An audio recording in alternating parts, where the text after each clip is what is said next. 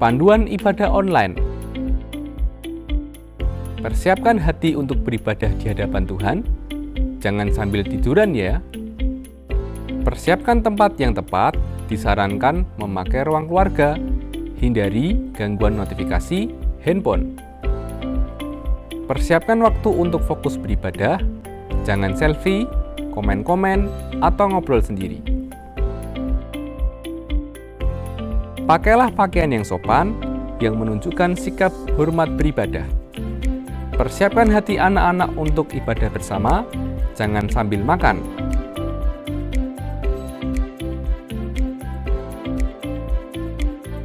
Selamat beribadah.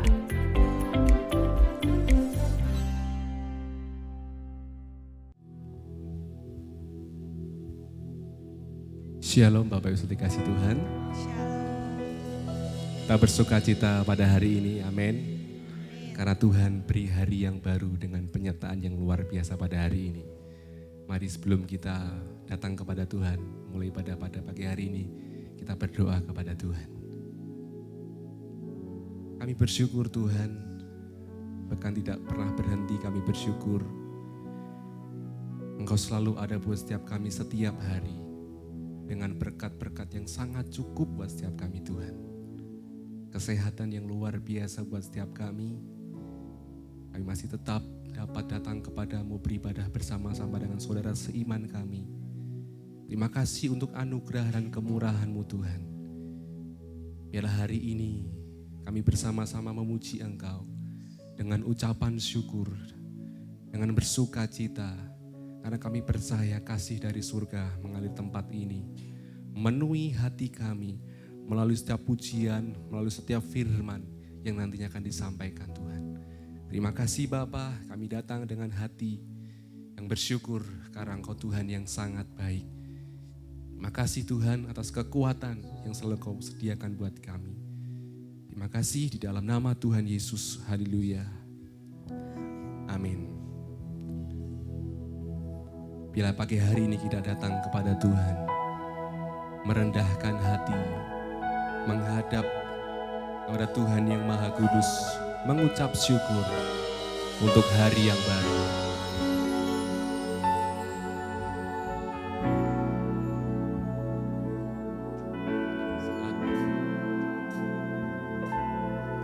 Saat pagi hariku datang lagi,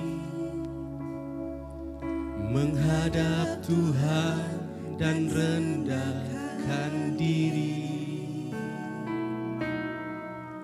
mengucap syukur buat hari yang Kau beri,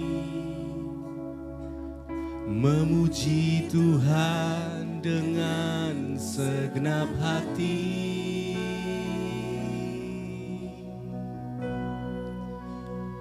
Ku sembah Kau Allah Maha Kudus, ku tinggikan Allah Maha Tinggi, ku serahkan tubuh jiwa rohku dalam pimpinanmu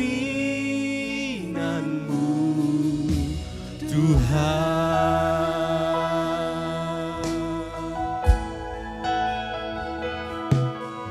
Saat pagi hariku datang lagi,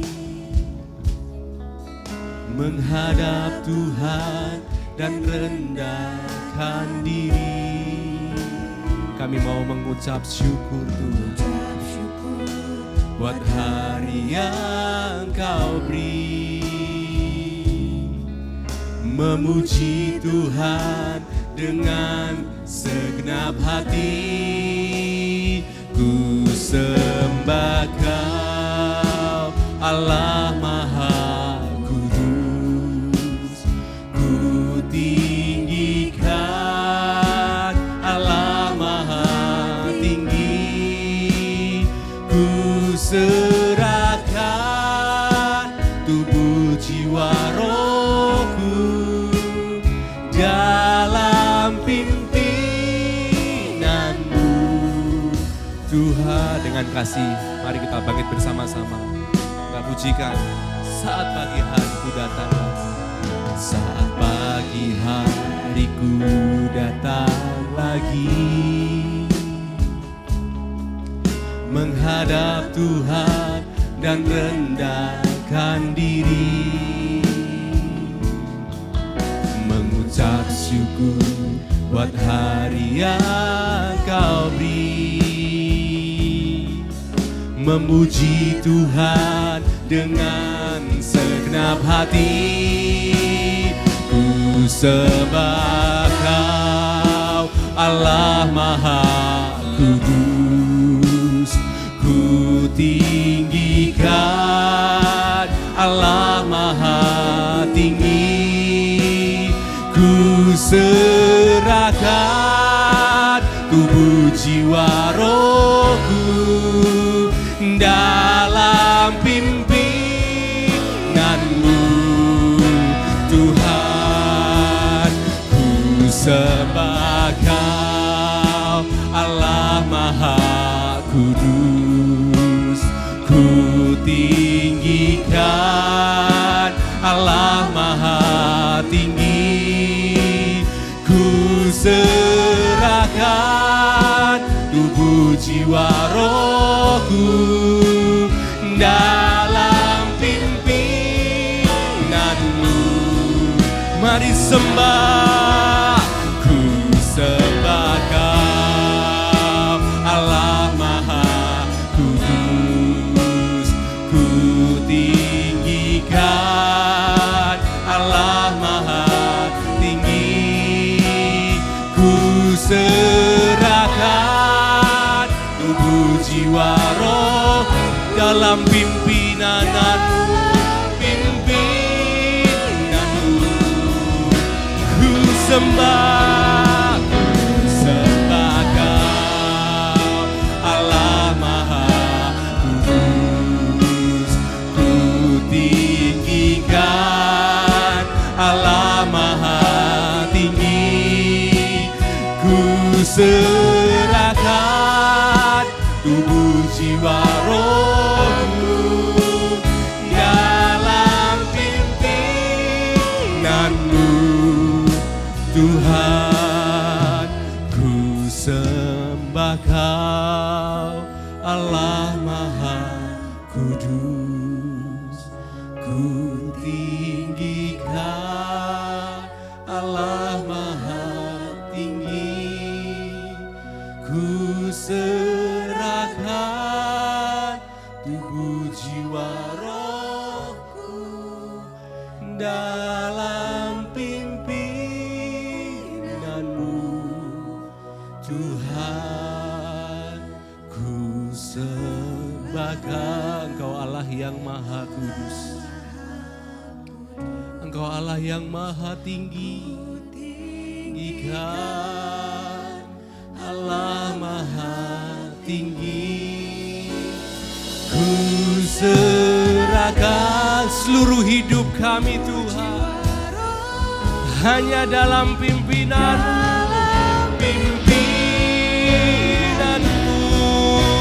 Tuhan. Ku sembah Kau Allah Maha Kudus. Ku tinggikan Allah Maha Tinggi. Ku serahkan tubuh jiwa rohku dalam pimpin. Dengan senang hatimu sekali lagi ku sembah Allah Maha Kudus. Tinggikan Allah Maha Tinggi. Ku serahkan tubuh jiwa rohku dalam pimpinanmu Tuhan.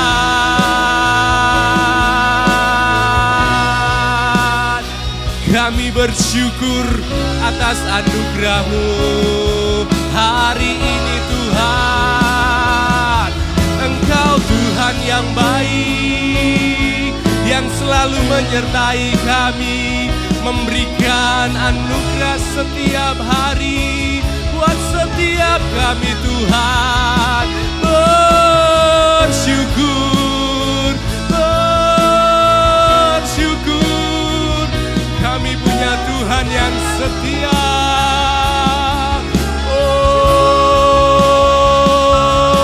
Terima kasih untuk sepekan ini Tuhan.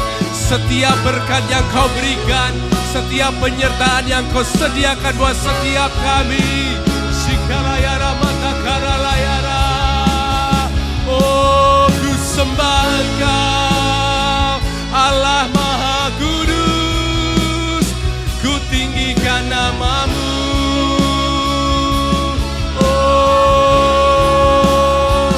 Terima kasih untuk nafas yang selalu Kau beri setiap pagi. Terima kasih untuk keluarga kami. Terima kasih untuk segala sesuatu. Haleluya. Oh, ku sembah Engkau, ku sembah Engkau Tuhan. Haleluya.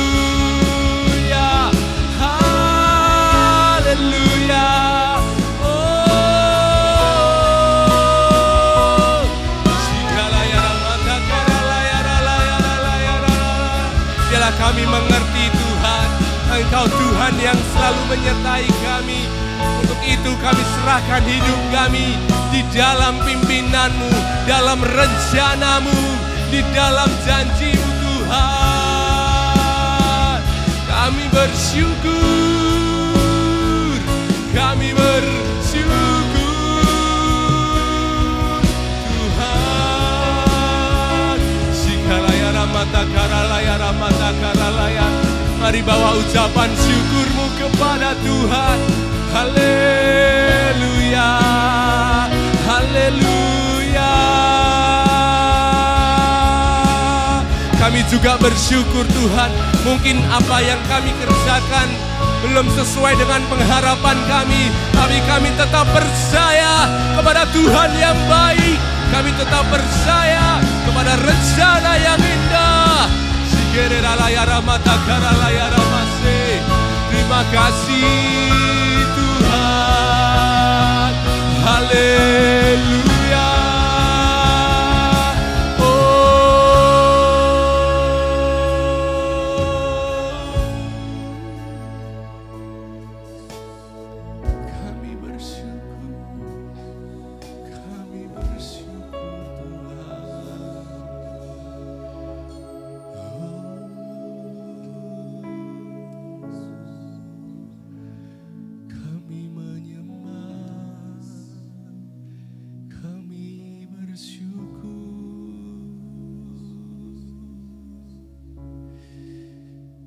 Kami bersyukur punya Allah seperti Engkau yang selalu menyambut kami Tuhan,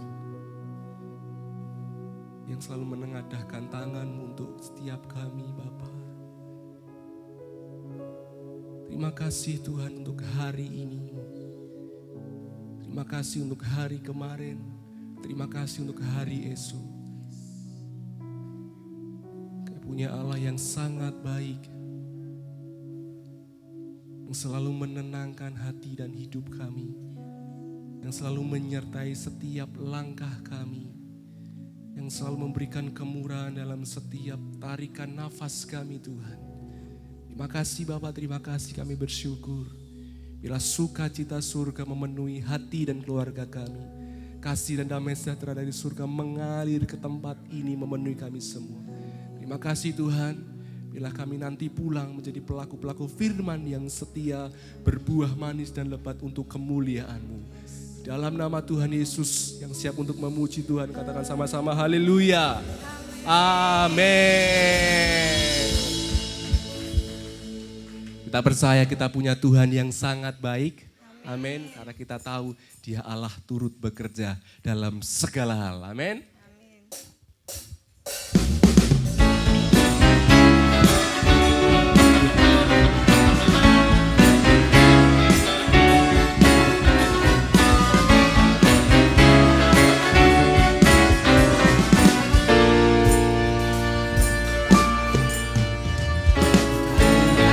turut bekerja di dalam segala perkara untuk mendatangkan kebaikan bagi yang mengasihi Dia. Saat lewati gunung dan lembah, ku takkan takut bahaya, penyertaannya ku rasakan di sepanjang jalan hidupku.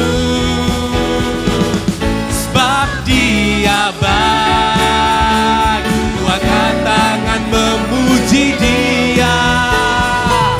Sebab Dia baik, untuk selamanya kasih setianya. Puji Yesus, sebab Dia baik.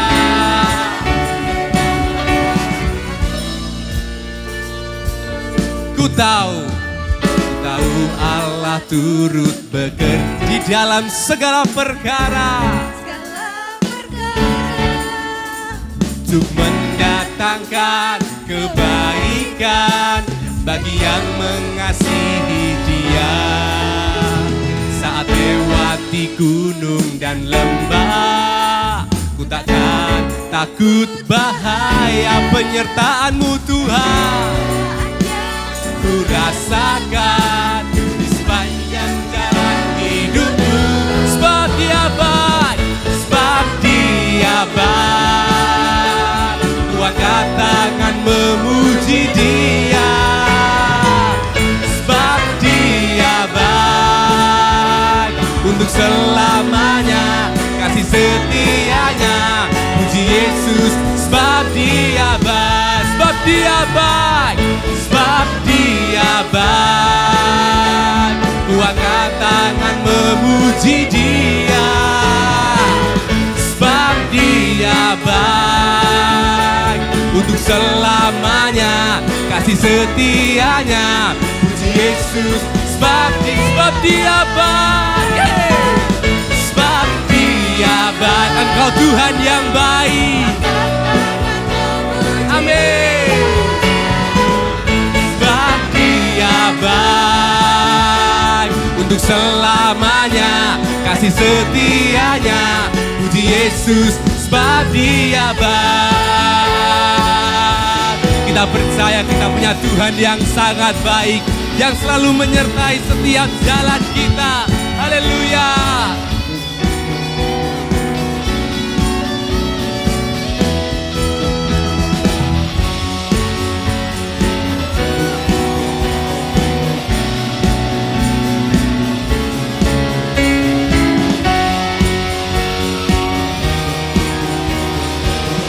Mari dengan segenap hati katakan sama-sama, sebab Dia baik.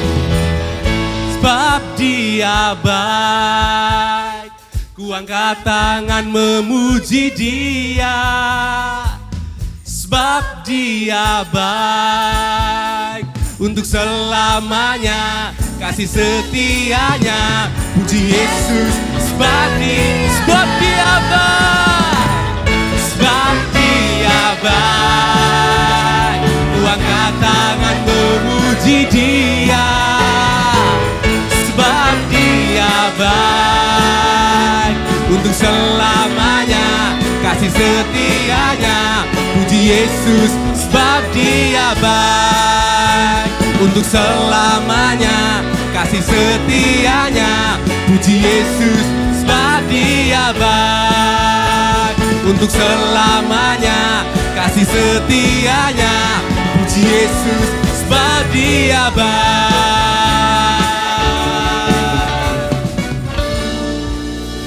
Mari beri kemuliaan kepada Tuhan yang baik. Haleluya. Katakan pada kanan kirimu, Tuhan kita baik. Karena kita tahu Tuhan kita baik, biarlah kita menyerahkan segala beban kita kepada Tuhan. Karena memang terkadang kita yang masih eman-eman bebannya dibawa sendiri Bapak Ibu ya.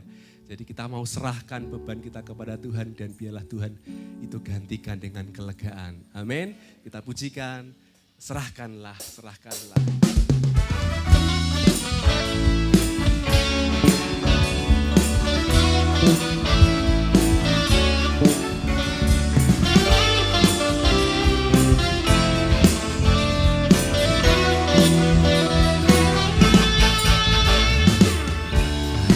Apakah kau payah mencari-cari? Apakah kau payah berkeliling? Bawalah sekarang segala susahmu pada kaki Yesus, pada kaki Yesus serahkanlah. Katakan serahkanlah, serahkanlah, serahkanlah. Oh, serahkan pada Yesus segala beban yang menindih hidupmu. Mari serahkanlah, serahkanlah, serahkanlah. Oh, serahkan pada Yesus. Dia akan ganti segala duka menjadi suka.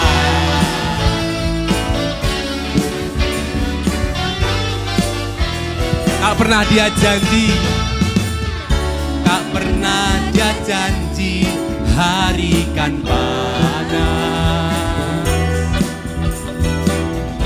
Tak pernah dia janji pasti akan hujan.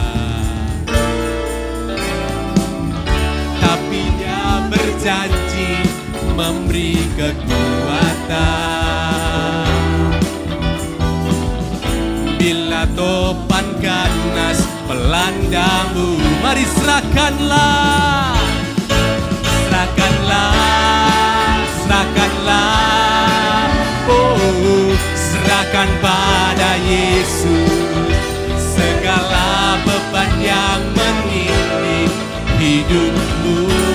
Mari serahkanlah, serahkanlah, serahkanlah. Oh, serahkan pada Yesus. Dia akan ganti segala duka menjadi suka. Mari serahkanlah, serahkanlah, serahkanlah, serahkanlah. Oh, serahkan pada Yesus segala beban menindih hidupmu. Serahkanlah, serahkanlah. Oh, serahkan pada Yesus. Dia akan ganti segala duka menjadi suka. Ialah dia ganti segala duka kita menjadi sukacita.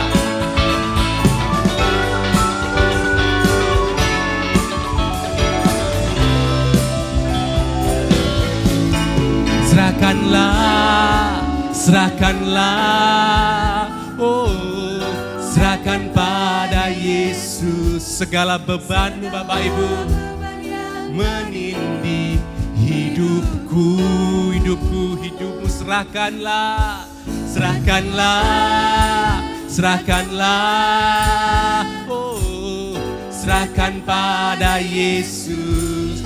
Dia akan ganti segala duka menjadi amin. Serahkanlah, serahkanlah, serahkanlah.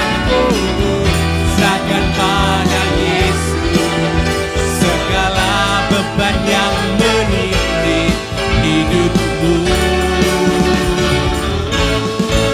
Serahkanlah, serahkanlah. Oh, serahkan pada Yesus. Dia akan ganti segala duka menjadi suka. Dia akan ganti segala duka menjadi suka. Dia akan ganti, dia akan ganti segala duka menjadi suka.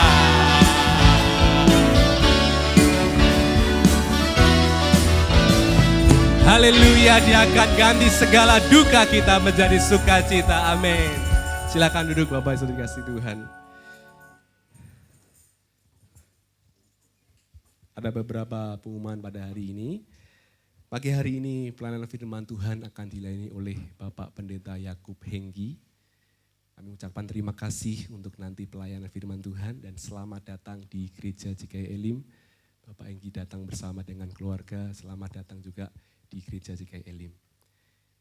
Pemasukan dana renovasi dan pembelian tanah untuk sekolah Bapak Ibu sampai hari ini, ya, ini pemasukannya totalnya adalah Rp110.506.000. Bisa di next slide-nya. Kita terus dukung di dalam doa dan dana untuk semua dapat tergenapi karena kita percaya ini visi yang sangat besar. Dan kita tahu kita juga punya Tuhan yang sangat besar. Kita terus bergantung kepada Tuhan untuk mencukupkan setiap kebutuhan. Berita duka, Bapak Ibu telah pulang ke rumah Bapak hari Selasa 7 Februari 2023. Ibu dari Bapak Sutrisno Santoso yaitu Ibu Suryani Santoso. Ya, biarlah Tuhan Yesus memberikan penghiburan pada keluarga yang ditinggalkan. Demikian pengumuman pada pagi hari ini.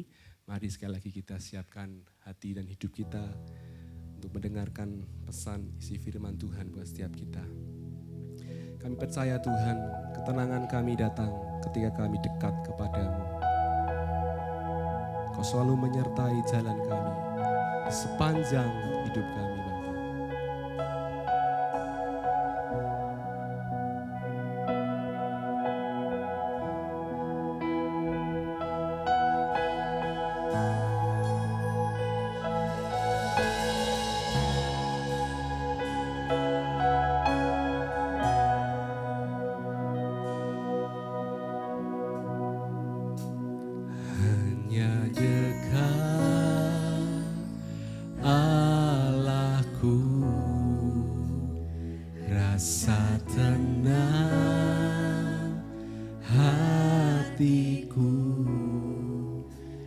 Sertai jalanku sepanjang hidupku,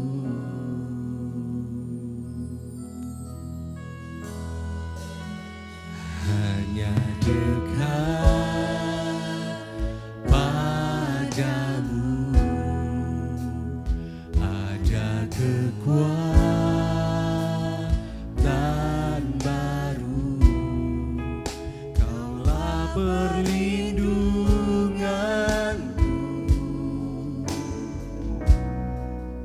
Keselamatanku,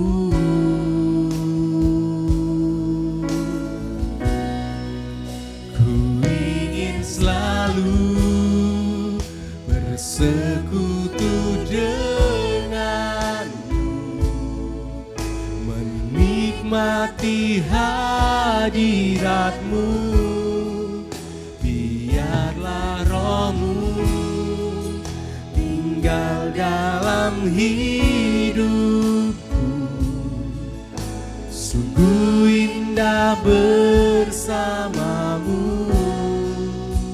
selamanya.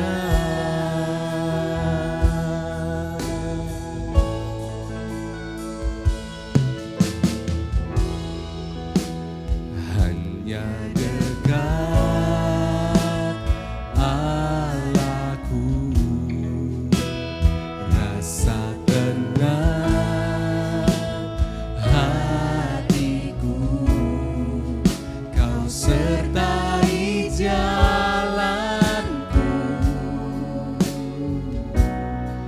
sepanjang hidupku.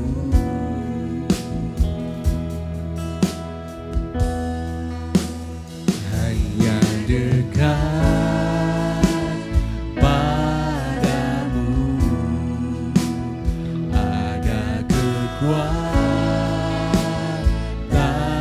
baru, kaulah perlindunganku, keselamatanku. Ku ingin selalu bersekutu denganmu, menikmati hadiratmu, biarkan tinggal dalam hidupku. Sungguh indah bersamamu, ku ingin selalu bersekutu denganmu, menikmati hadiratmu. Biarkan rohmu tinggal dalam hidupku. Sungguh mari saja kita bangkit berdiri bersama-sama sekali lagi, katakan ku ingin selalu bersekutu denganmu, menikmati hadiratmu. Biarkan rohmu tinggal dalam hidupku. Sungguh indah bersamamu, ku ingin selalu bersekutu denganmu, menikmati hadiratmu. Biarkan rohmu tinggal dalam hidupku. Sungguh indah bersamamu selamanya.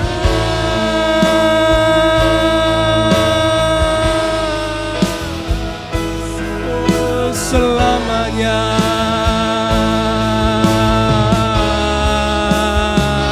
Biar kami selalu dekat kepadamu, kepadamu Tuhan, karena kami percaya Engkau menyertai kami Bapa.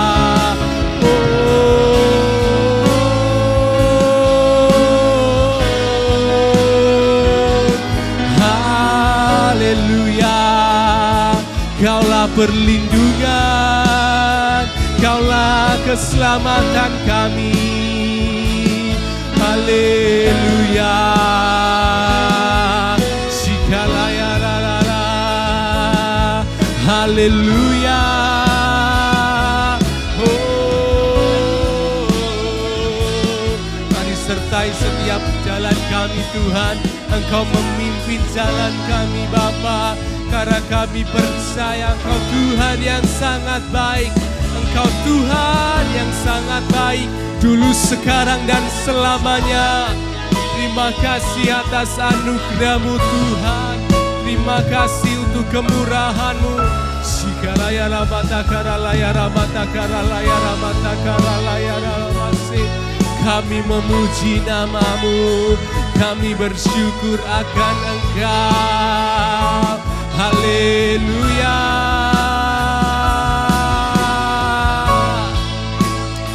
Terima kasih Tuhan, terima kasih Tuhan. Ku ingin selalu bersekutu denganmu, menikmati hadiratmu. Biarkan rohmu tinggal dalam hidupku. Sungguh indah bersamamu. Ku ingin selalu, kepada hambanya yang saya persilahkan waktu dan tempat.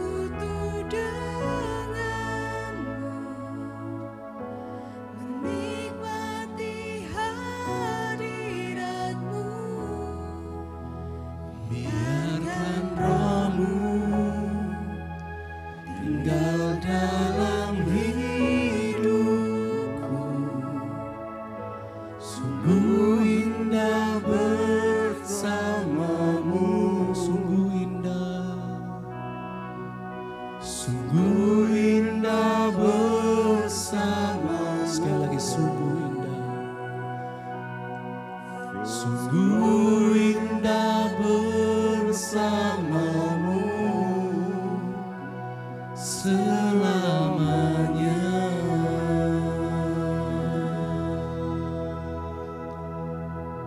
Mari kita berdoa. Bapa, terima kasih atas segala kemurahan dan rahmat-Mu bagi kami semua. Tak habis-habisnya kasih setiamu dan keajaiban-Mu untuk kami. Hari ini izinkan hamba-Mu menyampaikan kebenaran firman-Mu kepada jemaat di tempat ini. Biar kiranya firman-Mu akan menjadi berkat yang mengubah, memperbaharui, membuat pencerahan, dan membuat pertolongan bagi mereka semua. Hamba serahkan Tuhan, hamba mohon Roh Kudus mengurapi ruangan ini, mengurapi kami semua, sehingga mata hati kami melihat dengan jelas dan terang, sehingga kami semua pulang membawa kebenaran firman-Mu. Memberkati semua jemaat di tempat ini, memberkati semua kehidupan, usaha, pekerjaan, dan juga memberkati rohani mereka. Terima kasih Bapa, dalam nama Tuhan Yesus, Putra-Mu yang tunggal, Juru Selamat kami, hamba-Mu berdoa. Mari kita yang percaya katakan, amin, haleluya. Haleluya, puji nama Tuhan. Silakan duduk. Saya akan buka masker saya. Di gereja kami sudah lama tidak pakai masker, tapi kita memang harus berjaga-jaga dalam segala hal. Ya. Pertama-tama saya ucapkan terima kasih kepada Bapak Pendeta Roni Tirto sebagai Gembala yang telah memberi kesempatan kepada kami atau saya untuk melayani firman Tuhan. Dan yang kedua, saya berterima kasih kepada Pak Dono yang tadi malam nraktir kami. Ya. Terima kasih juga kepada tadi yang mimpin pujian sebagai seorang hamba Tuhan yang melayani saya godoke wedang, saudara, karena saya kedinginan nanti malam. Sehingga saya sangat berterima kasih juga pada seluruh jemaat, untuk Ibu Novi yang sering komunikasi dengan saya, bahkan mungkin 3-4 tahun yang lampau ya, saya diberi kesempatan untuk melayani tempat ini, tapi tidak jadi karena gara-gara si COVID, ya. Sehingga sekarang baru melayani sudah terlanjur tua, saudara. Puji nama Tuhan, saya sebelum menyampaikan firman Tuhan tentu saya ingin memperkenalkan diri. Karena ada orang bertanya, siapa yang khotbah ya kemarin? Gak tahu, saudara. Saya ingin mengenalkan diri, saya Pendeta Yakub Hengki Wibowo. Kalau saudara mau kenal saya, lihat di Facebook ada, di TikTok ada, ya di WA ada, cari aja di Google Yakub Hengki Wibowo, nanti pasti ketemu saya. Ya. Karena saya banyak menulis di Facebook, banyak menulis di WA, mungkin Pak Roni juga sering saya kirimi tulisan-tulisan, termasuk Ibu Novi. Karena saya suka menulis, karena saya tahu bahwa kemampuan saya sudah makin lama makin lemah secara jasmani, tapi pikiran saya masih cukup baik untuk menuliskan banyak kebenaran-kebenaran. Dan saudara-saudara yang kasih, saya ingin memperkenalkan diri saya. Saya memiliki 1 istri dan 2 anak laki-laki. Ya. Dan sekarang yang besar sudah berumur 40 tahun, yang nomor 2 ada di sini, ngantar saya dengan keluarganya. Ya. Jadi mungkin jarang pendeta yang ngajak keluarganya ikut pelayanan. Ya. Tapi karena saya itu orang yang mengasihi keluarga, kebetulan anak saya mengantar, saya ajak, ayo cucu-cucu sekalian ikut. Saya punya cucu 7 orang, semuanya laki-laki. Jadi anaknya laki-laki 2, cucunya laki-laki semua 7 orang, gak ada perempuannya. Jadi saudara, hari ini yang ikut saya, yang ngantar saya, anak saya kedua, bersama dengan istrinya dan anak-anaknya 4 orang, laki-laki semua. Puji nama Tuhan. Itulah yang saya kira saya sudah perkenalkan sebagian. Ya. Dan saya melayani di gereja saya merintis gereja saya sejak 0 tahun 84, sehingga hari ini mungkin sudah 30 tahun, ya, hampir 39 tahun. Dan jemaat mungkin yang terdaftar ada 250 sampai 300. Sekarang tersebar jadi pendeta-pendeta sebagian. Dan itulah sebabnya saya sekarang hanya sebagai seorang guru yang mungkin sudah banyak dilupakan murid-muridnya. Tetapi saya akan tetap mengajar dimanapun untuk mengajarkan firman Tuhan. Ya. Mengapa saya mengajarkan firman Tuhan? Karena saya ingin mengajak setiap orang mengenal siapa itu Tuhan Yesus. Ya. Saudara semua di sini percaya Tuhan Yesus? Percayanya di pikiran, di hati, atau di realita? Ada banyak sebab saya melihat orang Kristen percaya Tuhan Yesus di pikiran saja. Tapi kepalanya kalau ditodong pistol, ayo percaya Tuhan Yesus atau mati. Berubah saudara, pikirannya berubah. Ya. Saya adalah seorang yang membuktikan ya bahwa Tuhan Yesus itu ada, hidup, dan menyelamatkan. Maaf saya tak minum dulu ya. Karena saya itu kalau bicara mesti sering cepat-cepat haus.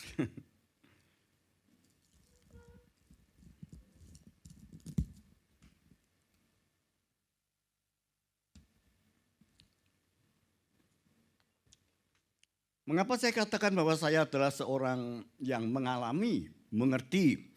Saya ingin bersaksi sedikit saudara sebelum kita masuk firman Tuhan supaya saudara memiliki dasar yang kuat.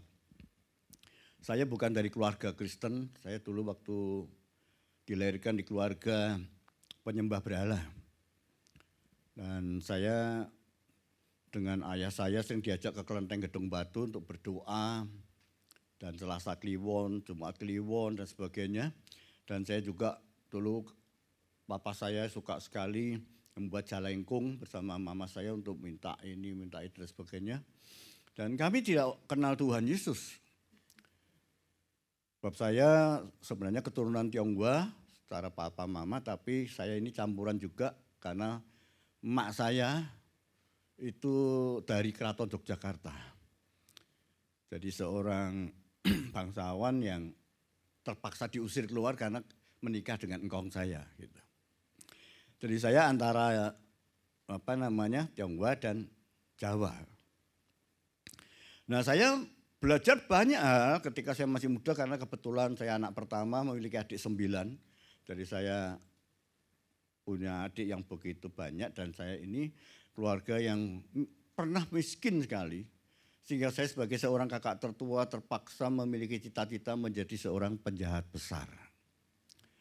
Cita-citanya aneh ya, penjahat besar karena supaya apa? Kalau saya kaya dari seorang penjahat saya rela berkorban apapun untuk menyekolahkan adik-adik saya. Begitu. Tapi itulah Tuhan punya rencana yang luar biasa. Lalu saya dalam kondisi yang begitu, saya memang dulu sekolah di Katolik yaitu di Saverius ya. Dan saya masuk salah satu bintang kelas karena saya memiliki kemampuan yang Tuhan berikan ya. Saya kelas 4 sudah bisa tahu pelajaran kelas 6. Jadi Tuhan itu memberi memang satu kebaikan yang luar biasa buat saya walaupun saya belum kenal dia. Nah dalam kehidupan saya demikian saya semakin mencoba untuk mengangkat diri saya menjadi apapun sehingga saya belajar apapun. Saya belajar ilmu-ilmu Jawa, ya, lembu sekilan, rojo musti, gelap ngampar supaya saya menjadi orang yang hebat. Saya belajar silat, judo, karate, semua saya pelajari saudara. Sehingga saya terbentuk watak yang sangat keras. Tapi kemudian yaitu Tuhan baik ketika saya memimpin sebuah geng di kota Semarang, tahun-tahun kira-kira 75, 76, saya sering tandingan minuman keras dengan teman-teman. Minum saya gak pernah mabuk. Minum Malaga 2 botol, Congyang, gak pernah mabuk saudara. Teman-teman saya gelimpangan mabuk, saya gak pernah mabuk, ajaib. Tapi yaitu Tuhan itu menunjukkan bahwa Tuhan punya rencana yang khusus buat saya. Di mana satu hari saya sakit dan saya sakit minum obat bermacam-macam karena papa saya ke kelenteng minta kelenteng Grajen kalau yang saudara yang sekarang tahu minta obat ke sana, ada yang minta obat sini, ada yang memberi obat ini, obat semua obat lah bodrek, aspirin apa semua. Saya minum saudara karena sakitnya itu makin lama makin parah. Pada singkat cerita aja pada hari yang ke-13 saya minta maaf mengeluarkan darah dari dubur itu menyembur keluar. Itu 1 ember. Jadi keluarnya itu membusuk hitam, merah, coklat. Dan itu menyembur keluar, saya sampai pingsan berkali-kali, digendong adik saya dibawa ke dokter angkat tangan. Cepat bawa ke Karyadi, karena saya kan di Semarang. Digeledek, dibawa pakai mobil, bukan mobil ambulan, mobil material. Saudara.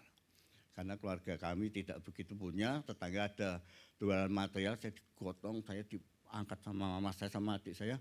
Darah semua, penuh darah. Kepala sampai ujung kaki. Lalu di tengah perjalanan itulah saya melihat mobil ini naik dan kemudian saya melihat apa saudara?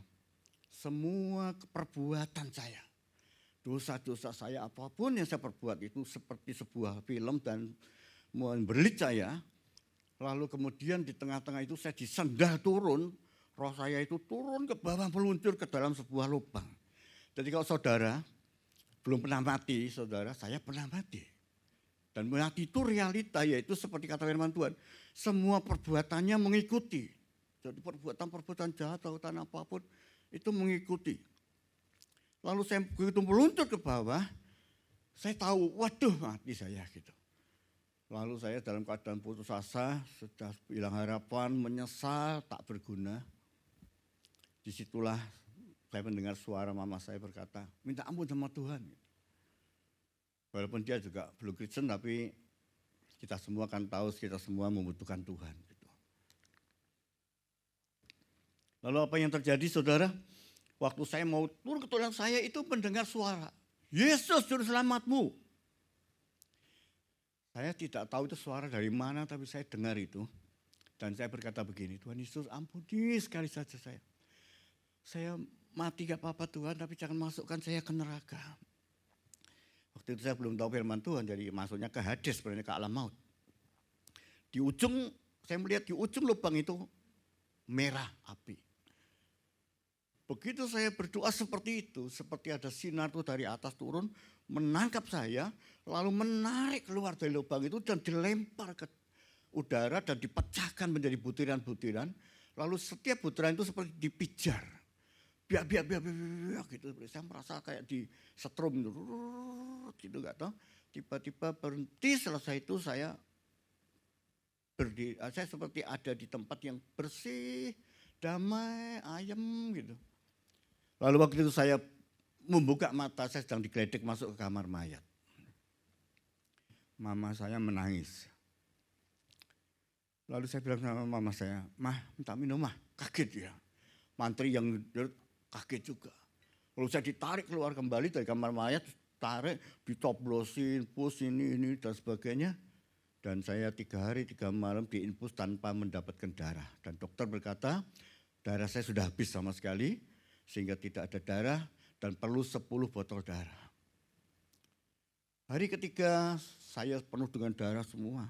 Saya enggak kaku biru gitu, teman-teman geng-geng saya yang mau lihat menyumbang darah takut melihat saya. Karena saya seperti mayat hidup yang betulnya sudah tidak hidup. Karena sudah enggak bisa apa-apa. Dan dokter berkata usus lambungnya pecah gara-gara minuman keras dan komplikasi dengan obat. Untung hidup karena darah itu mengalir masuk usus dan lambung, membusuk, untungnya keluar. Jadi itu analisa dokter. Jadi hari ketiga saya sudah seperti mayat seperti itu, saya sudah kaku, tubuh saya biru kata orang-orang. Dan saya tidak boleh minum apa-apa, tidak boleh makan apa-apa. Saya hanya ditulangi susu sama papa saya, susu bendera masih ingat. Setiap sendok kecil gitu saya, hanya itu aja. Dan tidak ada harapan hidup, karena usus lambung sudah pecah semua dan darah sudah habis semua. Dan sebenarnya saya harusnya sudah mati. Tapi itu ajaibnya Tuhan, saya masih hidup. Dan hari keempat datang seorang pendeta, almarhum pendeta Leo Lumendong namanya. Dia dipanggil oleh tetangga saya yang mengerti karena darah itu mengalir di kampung rambutan Gang 1. Itu darah itu mengalir di got-got selokan-selokan karena menyembur keluar, muncrat-muncrat. Jadi kemudian saya didatangi lalu tanya, Nip, mau saya mintakan sumbang darah di gereja. Enggak om, saya bilang gitu. Loh kenapa? Saya lebih senang mati sudah diampuni Tuhan, sudah ayem. Saya takut kalau ditambah darahnya orang, saya nanti kotor lagi, saya berkata begitu ya. Lalu saya bilang kalau nanti juga hidup lagi jangan-jangan berbuat dosa lagi gitu. Lalu dia berkata ya kalau gitu ya berdoa ya suami istri saudara. Mereka doakan saya di tengah doa berhenti lalu dia berkata, kamu mau dipakai Tuhan mau enggak? Gitu. Saya ini kan bukan orang Kristen, gak tahu mau dipakai Tuhan itu apa. Saya cuma bilang ya om saya pasrah om, mau diapa-apain pasrah lah om sama Tuhan. Lalu dia tumpang lengan lagi doa. Saudara itu hari keempatnya. Jam 1 malam mereka pulang jam 7 besok malam. Jam 1 malam saya itu kebelet pipis dan saya bisa duduk. Turun bergentayangan begitu tapi bisa kamar mandi. Dan ada ketua mantri yang berkata, lu kamu kok di sini? Enggak boleh, belum dapat darah, bisa mati nih. Saya diam aja sudah. Masuk, besok pagi jam hari kelima saya bangun, saya lapar sekali. Lalu saya bisa turun cari-cari. Mama saya datang, saya bilang, mah minta apa saja yang ada. Terus tidak punya apa-apa, ada kentang godok di sebelah tetangga. Saya tuh ditaruh di bangsa yang banyak orangnya pada mati hari ini sana sini mati gitu. Jadi saya ini dikasih makan kentang godok, saya minta sama papa saya, Pak saya minta lontong opor. Loh enggak boleh makan bubur, enggak boleh. Saya pokoknya pengen main enak-enak lah gitu, saya lapar sekali. Akhirnya bapak saya memberikan bakmi goreng malam-malam sama telur godok, saya makan diam-diam karena enggak boleh tahu sama dokter. Hari ke-6 saya minta pulang karena saya sudah turun jalan-jalan saudara. Hari ke-7 saya di ronsen. Sebab saya minta pulang, dokter berkata, enggak boleh harus ronsen dulu. Jadi saya puasa hari 7 di ronsen. Hari ke-9 dokter lihat ronsennya, lihat ronsennya. Dia bilang, boleh pulang. Dan saya pulang orang kampung kaget semua karena saya hidup. Dan saya mulai mendengar pimpinan Tuhan bersuara di telinga saya. Itulah sebabnya saya tanya, saudara percaya Yesus? Percaya realita atau percaya hanya sekedar menurut kata Pak Pendeta? Lalu saya tahu bahwa saya harus menjadi saksi Kristus. Tuhan pimpin saya, kemudian saya suara ke Surabaya saya sembuh. Sehingga saya hari ini saudara, karena waktu saya sakit tidak boleh minum obat, tidak boleh makan apapun. Sampai hari ini umur 67 saya tidak pernah minum obat lagi. Sakit apapun saya berdoa, Tuhan Yesus engkau tahu kalau saya salah ampuni. Kalau engkau mau saya sembuhkan saya, darah Yesus dan tubuh Yesus ada di dalam diri saya. Dan saya masih hari ini masih cukup sehat sehingga bisa khotbah di sini.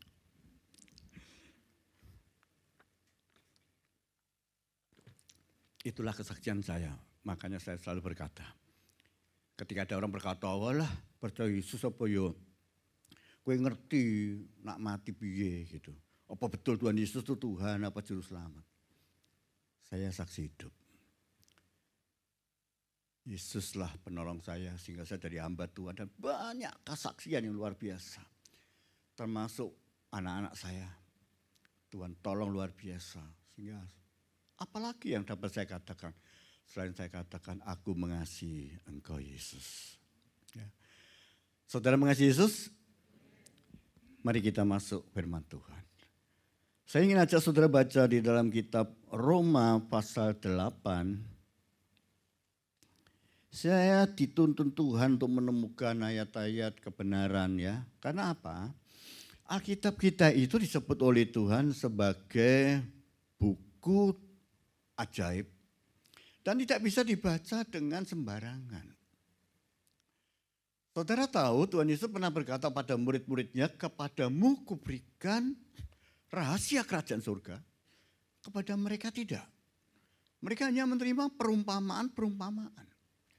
Artinya setiap kita membaca ini, kita harus memiliki mata baru. Loh, kapan kita dapat mata baru? Itulah yang dikatakan Tuhan Yesus kepada Nikodemus ketika dia berkata, engkau harus dilahirkan kembali. Kalau engkau tidak lahir kembali, engkau tidak bisa melihat kerajaan Allah. Harus punya mata baru. Makanya orang Kristen yang paling utama harus lahir baru. Lahir baru secara real, saya dulu lahir baru secara real bagaimana? Diubah pola pikir dan semua kebenaran-kebenaran yang ada di dalam kehidupan saya. Motivasi, visi, misi kehidupan saya berubah total. Orang yang lahir baru, saya baca juga bukunya Pat Boone. Dia menerangkan dalam bukunya, kalau saudara pernah baca bagaimana dia ketika lahir baru, berubah semua konsep hidupnya. Jadi ada orang berkata, pokoknya percaya sajalah kamu sudah lahir baru. Itu tidak lahir baru. Lahir baru itu ada sesuatu yang terungkap. Saya dulu seorang penjudi ulung, saudara. Saya pandai main QQ, saya sampai hari ini masih pandai main catur. Dan saya banyak berjudi sampai pernah 3 hari 3 malam. Saya pernah bertapa di Gunung Tidar untuk minta nomor. Ya. Karena saya dulu pernah jadi agen nomor, pernah jadi bandar dan sebagainya, saudara. Saya hidup dalam dunia yang gelap. Jadi saudara, saya mengerti dan saya itu kalau enggak judi dulu, kalau enggak punya uang sedikit langsung mesti cari puteran. Saudara mungkin ada yang tahu puteran, yaitu piringan hitam dikasih nomor, diputer. Lalu orang memasang gambar itu dapat berapa kali lipat gitu. Dan saya tergila-gila itu kalau enggak main itu setiap hari enggak enak. Jadi saya harus cari di mana, di terminal, di pasar, di mana. Zaman dulu saudara, ya. Waktu saya di Semarang, waktu saya di Magelang. Dan saya juga penjudi QQ, penjudi domino, saya pernah judi dengan teman-teman sampai 3 hari 3 malam, saudara. Sampai makan di situ, minum di situ, ya. Karena begitu, dan saya pernah masuk bonanza, gaji saya 1 bulan habis 1 malam, saudara. Bonanza dulu ada THD, di Semarang ada namanya THD Kasino Bonanza, pakai bola gelinding itu muter. Jadi saya begitu gila judi, tapi ketika saya dilahirkan kembali, saudara tahu. Saya melihat orang berjudi itu gregel, kasihan, saudara. Kenapa? Karena ayat firman Tuhan berbunyi di hati saya, kasihlah sesamamu manusia seperti dirimu sendiri. Orang berjudi, mau pasang nomor, mau QQ, mau poker, mau apapun saja, itu adalah menguntungkan diri sendiri, merugikan orang lain. Jadi kalau ada bapak-bapak mungkin yang masih suka pasang nomor, hati-hati. Karena kalau saudara menang, saudara merugikan orang lain. Ada orang yang kehilangan anting-anting istrinya dijual gara-gara pasang nomor. Ya. Jadi itu hati-hati ya. Karena demikian hebat. Jadi saudara, orang lahir baru itu, saya berubah. Melihat orang judi itu jadi kasihan. Enggak pengen menang, pengennya kalah. Kan lucu kan gitu. Ya karena harus mengasihi sesamamu manusia seperti dirimu sendiri. Kalau kamu pengen menang, kamu harus mengasihi dia juga supaya menang. Bagaimana caranya supaya menang? Kamu harus kalah. Dengan begitu maka saya berhenti berjudi. Totalitas. Karena lihat orang judi itu gregel gak tega begitu. Itu namanya lahir baru. Di lahir baru itu visi pandangnya itu berbeda. Firman itu bekerja, matanya itu bisa melihat hal-hal kerajaan Allah. Jadi kalau saudara baca Alkitab, kalau saudara lahir baru, begitu baca ayat, kunci rahasia kerajaan surga dibuka. Saudara jadi, loh kok gitu ya, ngerti ya saya. Luar biasa. Makanya kita sebagai anak-anak Tuhan harus minta kelahiran baru dalam hidup kita. Kalau saudara bukan Kristen kelahiran baru, saudara akan sulit sekali untuk menangkap firman Tuhan. Karena firman itu seperti kata Matius 6 ayat 33, carilah dahulu kerajaan surga dan kebenarannya, maka semua akan ditambahkan kepadamu. Jadi kalau saudara mengerti rahasia kerajaan surga, saudara itu enggak bakal mualaf, murtad, meninggalkan Tuhan. Karena saudara akan mengerti betapa luar biasanya rencana agung Bapa itu kepada kita. Nah yang itu yang saya ingin khotbahkan pada pagi hari ini. Kita baca Roma pasal yang ke-8.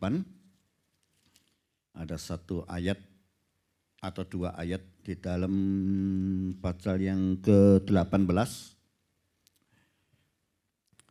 Mari kita baca, sudah ketemu. Sebab aku yakin bahwa penderitaan zaman sekarang ini tidak dapat dibandingkan dengan kemuliaan yang akan dinyatakan kepada kita. Sebab dengan sangat rindu seluruh makhluk menantikan anak-anak Allah dinyatakan. Saya ingin membuka kebenaran ini kepada setiap orang Kristen. Saya pernah berkhotbah di televisi Kompas karena diundang untuk khotbah, saya terangkan. Banyak orang Kristen salah, banyak orang agamawan itu kurang memahami rencana agung Tuhan. Mengapa? Karena setiap orang yang mau ikut Tuhan, setiap orang yang berbakti pada Tuhan, setiap orang yang punya agama, mereka selalu punya satu cita-cita. Kalau mati masuk surga. Makanya sampai semua agama mengatakan banyak jalan ke surga. Karena setiap agama menjanjikan mesti surga. Orang Buddha, saya dulu pernah belajar kitab-kitab Konghucu, Daihak dan kitab-kitab Buddha juga, Tridharma. Saya memahami hal itu karena mereka akan diangkat mulia masuk surga. Walaupun tidak rendah, orang Hindu juga sama. Saya tahu semua cerita wayang bahwa pada akhirnya Pandawa itu masuk ke surga tapi melewati beberapa tahap. Dan hanya satu yang masuk surga total yaitu yang paling tua. Jadi saudaraku yang kekasih, tujuannya semua masuk surga. Saya selalu ngomong dengan banyak hamba Tuhan dan juga saya sering diskusi karena saya punya grup, ada 15 grup dari macam-macam denominasi dan sinode dan doktrin. Dan saya sering masuk berdiskusi dan berdebat dan sebagainya. Mereka selalu mengatakan begini, kalau mati kita ini tujuan cita-citanya yang paling indah adalah masuk surga. Saya bilang kepada mereka, kamu tahu masuk surga itu seperti apa? Mereka enggak tahu, saudara. Ya indah, lalu gambaran-gambaran background mereka, ada orang Tionghoa mungkin berkata kalau masuk surga itu nanti enak, ya makan buah-buahan gratis dan sebagainya, semua hidup tenang, senang, damai, ya. Orang Kristen juga mungkin berkata begitu, mungkin malah yang agama lain berkata akan dilayani 70 bidadari misalnya. Tapi saudara, saya beritahu pada saudara, bahwa sebenarnya orang Kristen itu, pengorbanan Yesus itu tidak untuk saudara masuk surga. Kenapa saya bisa memahami itu? Karena ketika saya suatu hari baca bukunya Si Jubah Kuning Sundar Singh, satu kali saya punya bukunya dan dipinjam orang, tidak dikembalikan sampai hari ini, di bawah kaki sang guru. Saya sangat senang sekali, di mana dikatakan Sundar Singh adalah orang yang bergaul dengan Yesus. Ketika dia bercakap-cakap dengan Yesus, dia bertanya, Tuhan, mengapa engkau begitu jahat? Loh, jahat apa? Kenapa engkau masukkan orang ke neraka? Kok enggak masukkan orang aja ke surga? Oh, Tuhan tersenyum lalu dia berkata, oke, saya akan tunjukkan kamu bahwa saya akan bawa orang-orang di neraka masuk surga.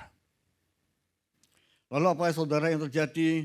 Saudara yang dibawa ke pintu gerbang surga oleh Tuhan Yesus dan di sana ada malaikat dikatakan malaikat diberitahu oleh Tuhan Yesus, buka pintu gerbang surga.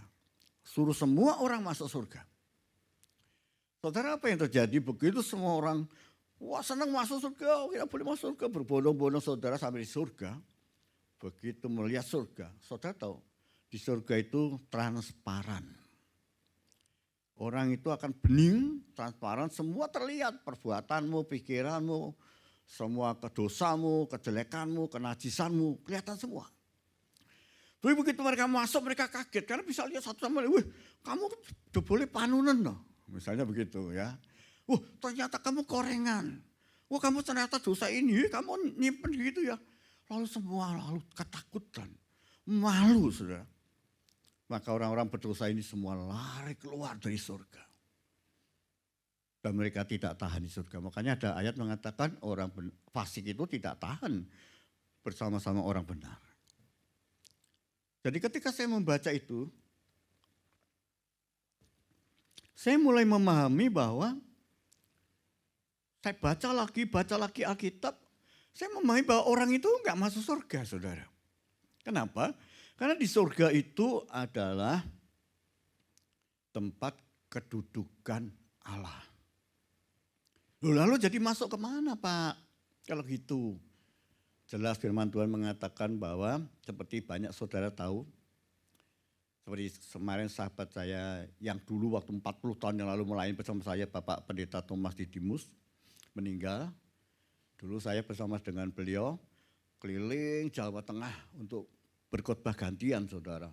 Di Pati, di Kudus, Jepara, Kelet, sampai Seragen, sampai Gedung Banteng, sampai ke mana Sukoharjo dan sebagainya. Dan lalu saya ketika menemukan istri saya, jadi saya tinggalkan dia. Jadi saya minta maaf di Facebook, minta maaf karena gara-gara cinta manusia saya meninggalkan sahabat saya ini. Jadi dia agak sedikit kecewa terhadap saya dan saya minta maaf sebesar-besarnya. Jadi dulu kami gantian kalau bersama Pak Thomas itu kalau melayani harus puasa. Jadi saya dengan dia puasa, tidur di tikar, di ranjang bambu. Saya selalu dijemput dengan mobil Mazdanya yang kotak itu zaman dulu untuk pergi bersama kemana-mana. Nah saya kembali lagi. Jadi saudara, saya ingin katakan kita itu tidak masuk surga. Masuk mana? Masuk rest in peace. Itu dikatakan oleh Tuhan juga kepada Daniel. Daniel, beristirahatlah kamu. Masuklah dalam tempat peristirahatan. Mana itu tempat peristirahatan? Tempat Lazarus masuk, tempat penjahat yang disalib itu masuk, yaitu Firdaus. Jadi saudara, setiap orang ketika saya dulu, seperti saya tadi saksikan saya mau mati, saya itu tidak masuk neraka. Neraka itu belum ada, karena neraka itu Gehenna, itu api abadi. Tapi ini masuk Hades, Siul, tempat hukuman sementara di mana orang kaya yang dititahkan oleh Tuhan Yesus itu kepanasan. Tapi enggak terbakar, kepanasan. Sebab nanti neraka itu hanya untuk setan-setan, iblis, dan para pengikutnya. Jadi kita itu masuk Firdaus, saudara. Masuk Firdaus, setelah itu nanti kedatangan Tuhan kedua kali, kalau memang ada nanti akan memerintah bersama dengan orang-orang saleh yang sudah dibangkitkan dalam kebangkitan pertama, memerintah 1000 tahun di bumi dan bumi dipulihkan. Sampai selesai iblis dimasukkan ke lubang tak terduga dalamnya, nanti dibuka, lalu iblis itu mempengaruhi manusia yang masih ada. Bukan mempengaruhi anak-anak Allah, tapi manusia yang masih ada lalu memberontak. Dan itulah saatnya Gehenna muncul, di mana semua iblis dan para pengikutnya dilempar ke lautan api abadi. Jadi kita lalu gimana? Setelah itu langit ini musnah, langit dan bumi itu lenyap, kata kitab Wahyu. Maka muncullah langit baru dan bumi baru. Lalu turunlah Yerusalem baru dari surga. Disitulah orang-orang benar, orang-orang saleh, anak-anak Allah akan berdiam. Jadi mereka sudah diubah dulu. Makanya di sini saya katakan kalau saudara nggak tahu, saudara kepengen mati masuk surga begitu terima Tuhan Yesus, saudara kepengennya hanya mati masuk surga. Saudara akan kecewa. Karena di dalam Tuhan Yesus itu saudara bukan tujuan Tuhan Yesus rela mati rela jadi manusia, rela menderita jadi manusia, mengosongkan dirinya, lalu rela mati disalib, dihina, diludahi, dipukuli dengan bambu, dikasih mahkota duri, diolok-olok. Hanya untuk supaya saudara masuk surga. Tidak. Dia itu mati untuk membentuk suatu generasi baru yang namanya anak-anak Allah. Itu sebabnya perumpamaan diberikan ketika dia berkata ada seorang saudagar menjual seluruh hartanya membeli ladang. Mengosongkan dirinya enten-enten habis-habisan untuk membeli ladang. Lalu di situ dia menemukan mutiara terpendam. Tujuannya adalah mencari mutiara terpendam. Dan itu ditulis oleh Alkitab secara banyak sekali tersebar di mana-mana. Misalnya dia berkata bahwa bapak itu punya rencana menikahkan anaknya dengan mempelainya.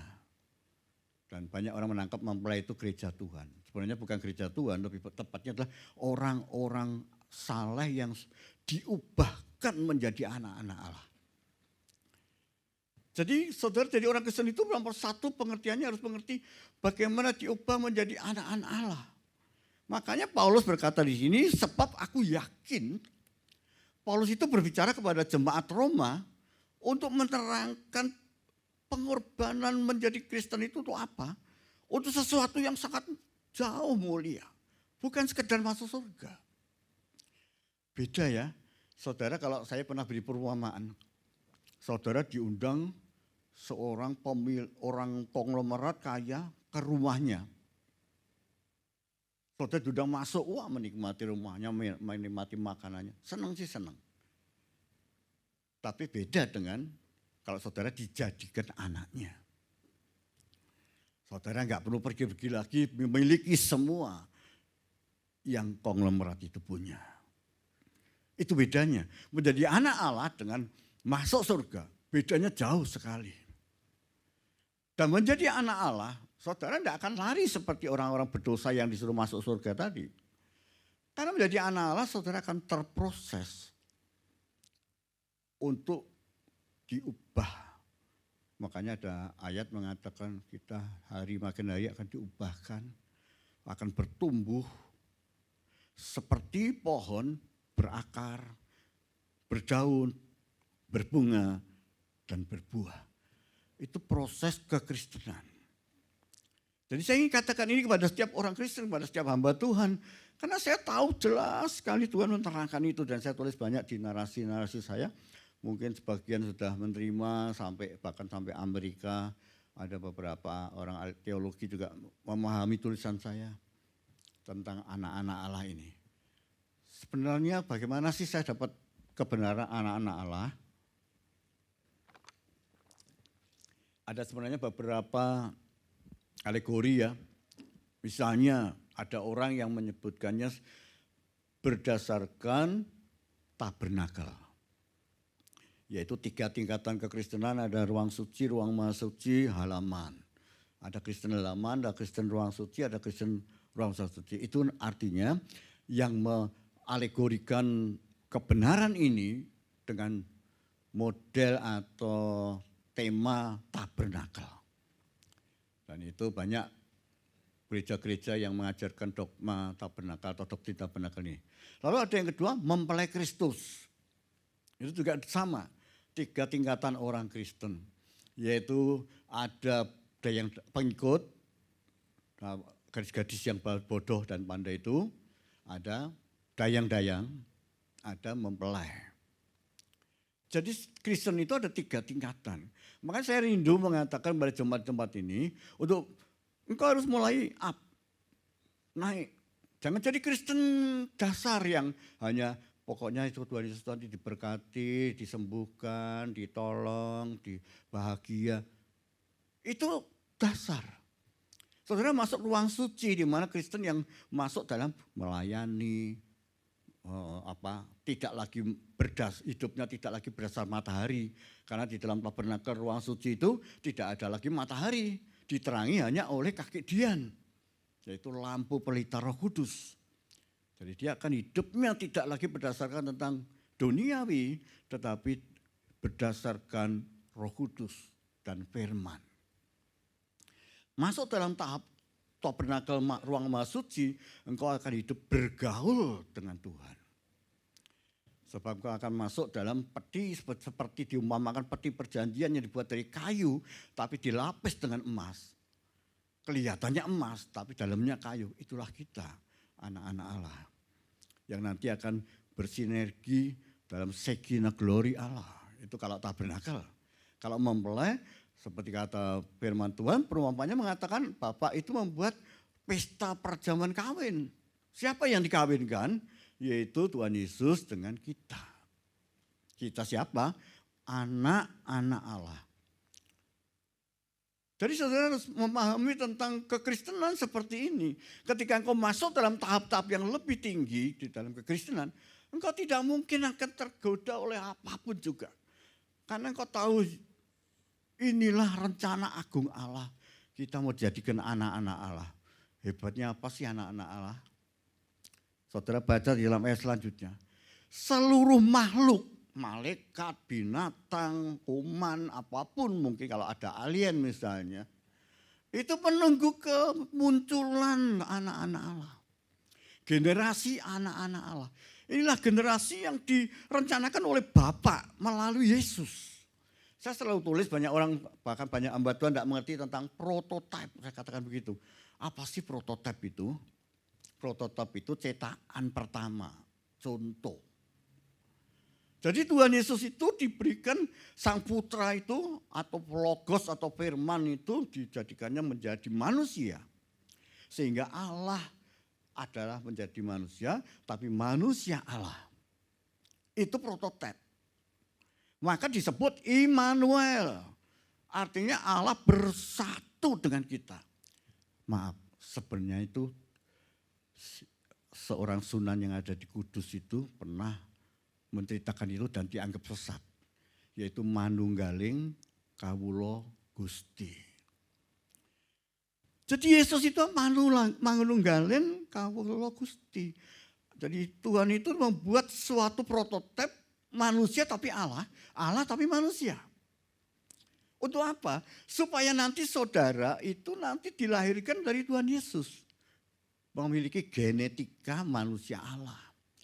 Makanya saudara ada perjamuan kudus. Di mana dikatakan inilah tubuhku, inilah darahku. Yohanes 6 mengatakan ya, dagingku adalah benar-benar makanan. Darahku adalah benar-benar minuman. Siapa makan dagingku dan minum darahku akan memperoleh hidup yang kekal. Orang enggak mudeng itu. Murid-murid meninggalkan mereka. Loh bagaimana kita bisa makan tubuhnya, dagingnya, minum darahnya. Wah ini pelajaran apa-apaan ini. Orang-orang Yahudi mulai pergi, murid-muridnya meninggalkan dia. Tinggal 12 murid. Karena enggak mudeng saudara, enggak jelas. Tapi sekarang kita mudeng bahwa dia memberikan sampai hari ini kepada setiap orang percaya tubuhnya dan darahnya. Untuk apa? Genetika Immanuel. Genetika anak Allah. Sehingga ketika saudara makan tubuhnya dan minum darahnya, itu seperti ditanam di tanah kita ini. Ini tanah saudara. Tubuh kita ini tanah.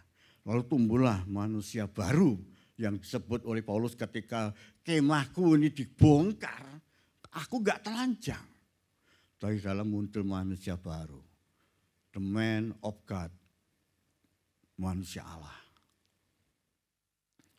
Jadi saudara bagi orang Kristen harus mulai masuk ke dalam pengajaran itu. Jangan terhenyak kepada 40 tahun makan mana di padang gurun seperti bangsa Israel muter.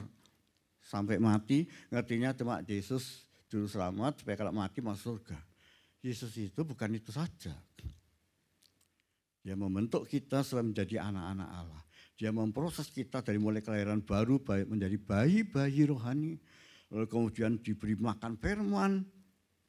Dan terus bertumbuh menjadi dewasa anak-anak Allah.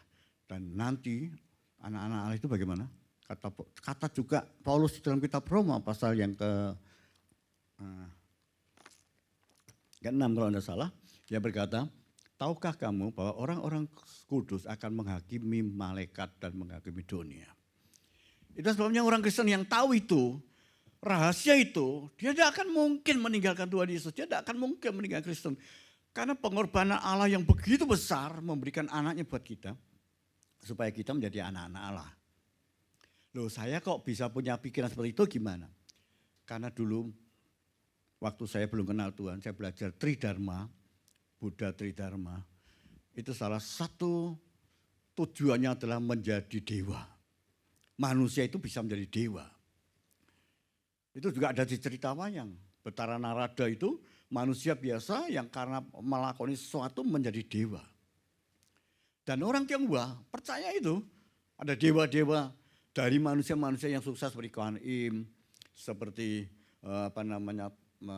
Kuan Kong dan sebagainya, itu mereka disembah karena menjadi dewa. Ada Lutong Pin dan sebagainya. Jadi saya belajar banyak hal mengerti itu. Makanya ketika saya mengerti Paulus di dalam ayat ini, sesungguhnya penderitaan zaman sekarang ini tidak sebanding dengan kemuliaan yang akan diberikan kepada kita. Yaitu apa? Menjadi anak-anak Bapa yang di surga. menjadi anak-anak Allah. Jadi anak-anak Allah itu seperti Yesus nanti. Mau pergi kemana nggak perlu pesawat, nggak perlu kereta api, nggak perlu apa. Seperti Yesus, kemana muncul ada tembok, tembus, naik ke surga, turun lagi dengan cara yang sama. Mau mencipta, jadilah anak Allah. Anak Allah itu seperti Yesus. Air habis, anggur habis maksud saya. Dia bilang, isi tempayan dengan air. Lalu dia berkata, dok, icipi. Sudah jadi anggur. Seorang perwira datang pada Tuhan Yesus, Tuhan, hambaku sakit. Oh ya, aku akan ke sana. Oh, enggak usah pergi Tuhan. Katakan sepatah kata saja, hambaku sembuh. Itu anak Allah. Saudara, kita punya potensi, diberi potensi untuk menuju menjadi anak-anak Allah. Makanya kekristenan itu tidak hanya melihat tentang peristiwa-peristiwa jasmani, oh orangnya baik, oh ya dia begitu sosial, oh dia itu orang yang menolong. Bukan cuma itu hanyalah aplikasi atau sampingan-sampingan lah, bonus-bonus dari menjadi anak Allah. Makanya ketika engkau mengerti potensimu menjadi anak Allah, ya, banyak kesaksian saya sebenarnya jadi misalnya saya sakit apapun, sakit berkali-kali saya tidak minum obat misalnya, ya, sembuh. Gitu. Karena potensi anak Allah ada dalam diri kita. Ketika kita makan tubuh dan darah Yesus, saya kalau berdoa, kalau sakit, Tuhan ampuni ya Tuhan, saya ini sakit kenapa, salah apa gitu. Yang kedua, setelah itu dia darah Yesus bekerja mengalir dalam hidup saya. Dan Tuhan sembuhkan. Ini sebabnya saudara saya rindu membawa saudara jemaat Elim, JKI Elim di sini. Untuk menjadi masuk generasi anak-anak Allah. Sebenarnya dulu saya itu ditarik-tarik masuk JKI. Mengapa? Karena istri saya itu keponakannya Pak Adi Sutanto. Pak Adi Suhardi, Dr. Adi itu juga om saya. Dr. Timotius juga om saya. Kami termasuk dalam keluarga besar Hadi Kusumo. Dan Pak Dr. Lukas di sini ini juga masih ada gandeng geretnya dengan keluarga Bang Sri, Jepara, Konggombak dan semuanya. Jadi saya orang yang bahkan Konggombak bagi saya adalah saya panggil engkong waktu saya jadi pengerja di Jepara di gereja Pantekostanya Pak Robinson Hutapi almarhum. Jadi saudaraku yang kasih, sebenarnya sudah ditarik-tarik sampai Petrus Agung dulu waktu itu masih junior saya di Sangkakala, saya dengan Pak Thomas, dengan Timotius Tanutama itu selalu ikut saya kalau saya nginjil ke Kelet kemana dia ikut ya. Tapi karena Tuhan tidak membiarkan saya atau belum mengizinkan saya untuk memiliki gereja sebesar Petrus Agung, ya kita bersyukur Petrus Agung bisa luar biasa ya. Dan Pak Adi Sutanto sering ya bertemu kemarin baru diskusi juga mengoordinasi saya. Jadi saudara, saya kembali lagi. Jadi saya rindu untuk jemaat di sini itu memahami bagaimana menjadi Kristen itu. Tujuannya apa? Ya, supaya saudara menjadi anak-anak Allah. Dan saudara sedang dinantikan. Makanya saudara menjadi anak Allah itu bukan cuma akan berubah pola pikir dan visi pandang. Lahir baru. Yang kedua mulai dirubah karakter. Karakter kita akan diubah karena apa? Ketika kita menjadi anak Allah, dipimpin Roh Kudus. Dikatakan oleh Rasul Paulus, kalau kita dipimpin oleh Roh Kudus setiap hari, maka akan muncul buah-buah roh. Kesabaran, kebaikan, ya, ketekunan dan sebagainya. Dan saudara kalau kemudian sudah makin tinggi nanti meningkat bergaul dengan Yesus, saudara akan ditulari Yesus kebaikannya, kasihnya, agapenya. Sehingga saudara akan hidup sebagai orang Kristen yang tidak usah diajari, kamu harus baik, kamu harus mengasihi, kamu harus mengampuni. Itu otomatis. Karena karakteristik Yesus itu nular kepada kita. Orang kalau bergaul kan nular ya, saudara. Gaul sama orang jahat, orang baik bisa jadi jahat. Bergaul sama orang yang judi, bisa ikut-ikutan judi. Bergaul dengan orang curang, ikut-ikutan curang. Bergaul dengan Tuhan Yesus, akan ikut seperti Yesus. Makanya Henokh dan Elia itu diangkat hidup-hidup. Tidak perlu mati. sudah diubahkan. Ini kekristenan, ini Kristen. Inilah ajaibnya, makanya bukan banyak jalan ke surga, bukan. Kristen salah satu jalan ke surga, bukan. Kita nggak perlu masuk surga. Sundar Singh pernah berkata begini dalam satu bukunya. Aku nggak perlu masuk surga. Aku mau masuk neraka. Oh, bertanya, kok mau? Asal bersama Yesus.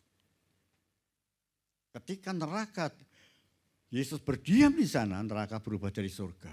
Ketika surga ditinggalkan Allah, jadi neraka. Jadi kita tidak lagi seperti orang-orang agamawi. Cita-citanya masuk surga, tidak. Cita-citanya masuk menjadi anak-anak Allah. Dan itu waktunya akan datang. Paulus berkata, seluruh makhluk menunggu, menanti saat anak-anak Allah dinyatakan. Dan itulah adalah celebration yang luar biasa. Ketika engkau satu hari pulang ke rumah Bapa, bukan pulang ke surga, pulang ke rumah Bapa, menjadi anaknya. Amin, saudara. Saudara percaya Yesus? Mengapa Yesus begitu mengasihi kita? Karena dia sangat merindukan untuk bersama-sama dengan kita. Sampai dia berkata, barang siapa mengasihi aku dan Bapa akan datang kepadanya. Dan kami akan bersama-sama. Itulah cita-citanya. Makanya satu kebenaran Kristen adalah kita harus merindukan Tuhan Yesus. Ya. Kita selalu mengatakan kerinduan kita Yesus. Yesus adalah semua, everything buat kita. Ya. Mari kita berdoa.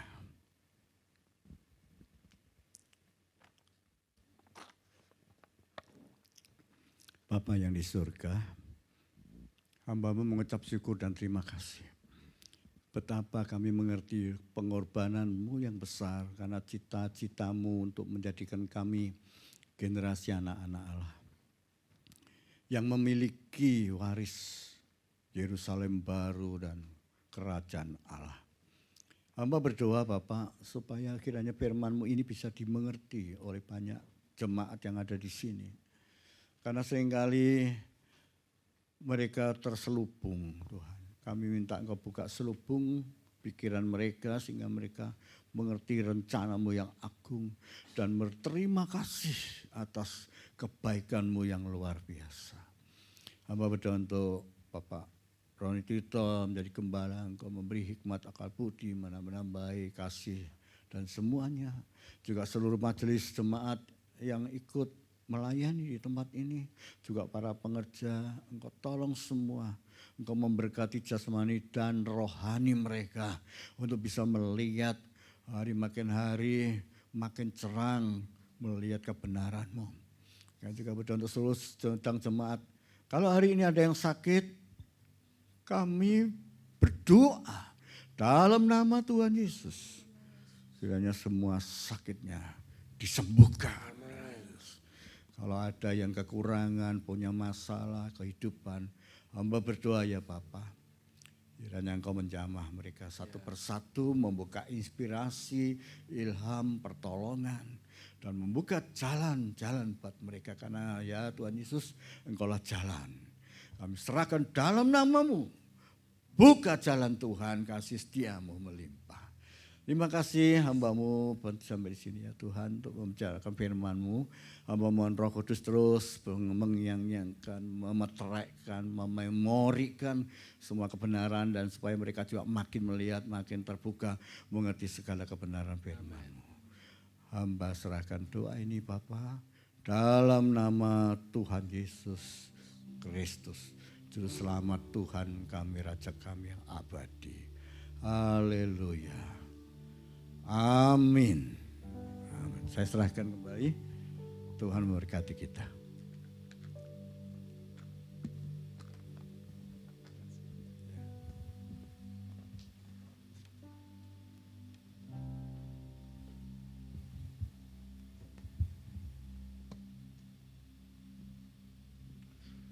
Shalom, selamat pagi, Tuhan memberkati kita semua. Terima kasih untuk hambanya Pak Hengki yang sudah memberkati kami dengan kebenaran firman Tuhan.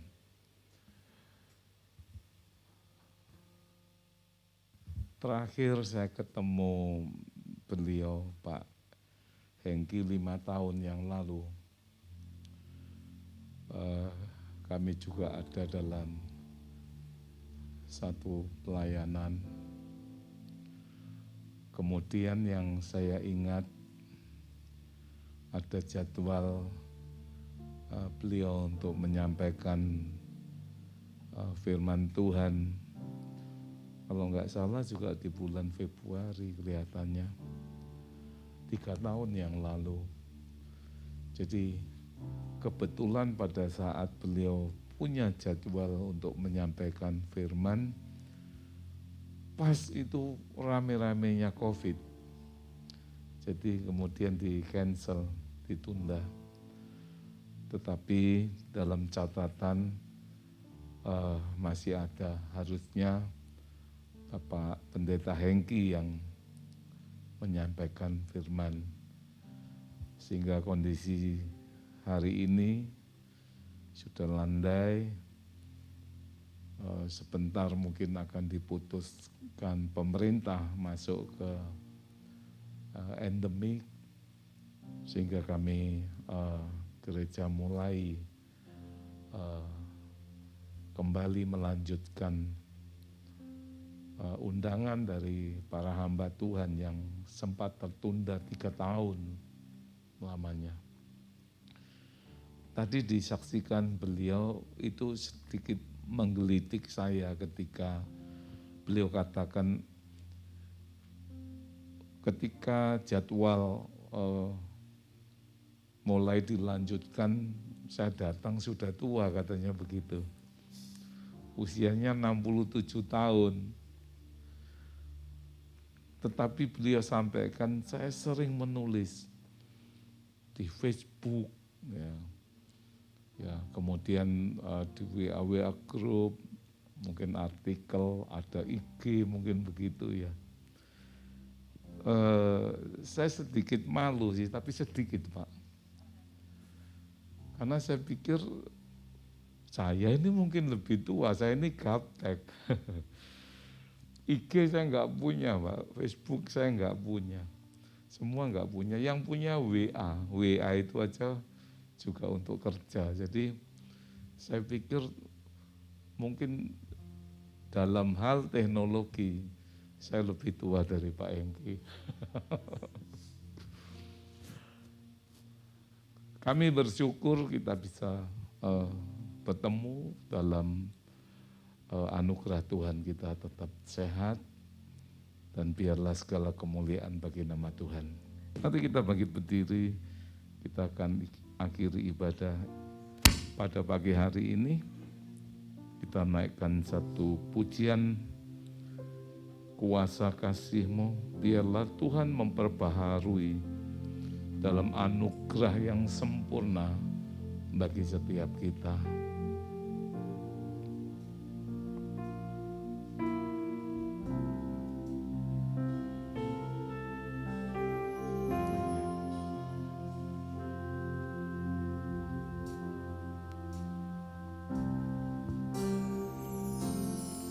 Ku datang Tuhan, baharui hatiku dengan anugerah di dalam Engkau.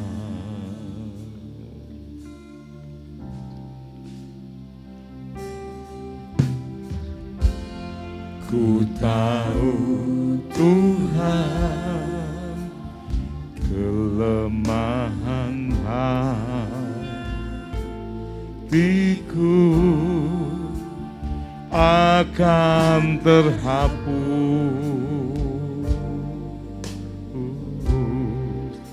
oleh kuasa kasih-Mu.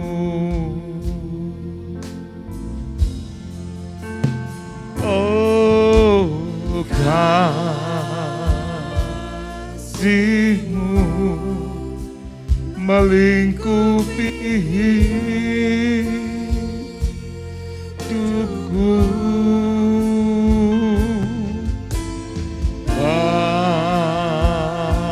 Bawaku dekat padamu.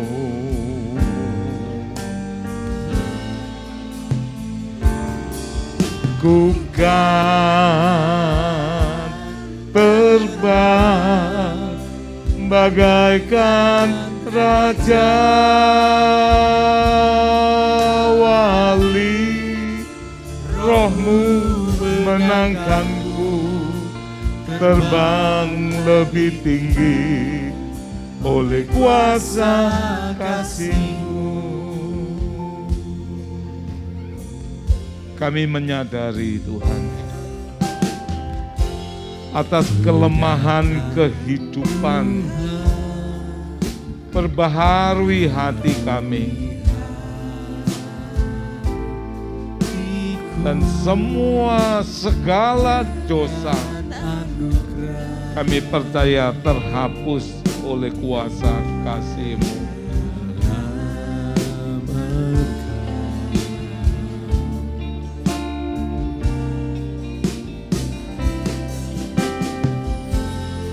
Ku tahu Tuhan kelemahan hatiku akan terhapus oleh kuasa kasih-Mu.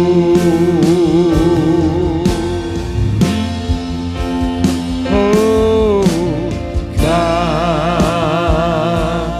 kasih-Mu melingkupi hidupku.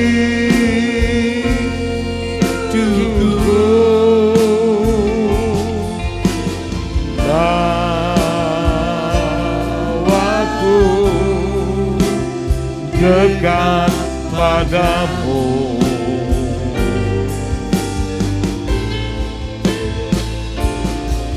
Ku kan terbang bagaikan raja wali, rohmu menangkanku terbang lebih tinggi oleh kuasa kasih-Mu.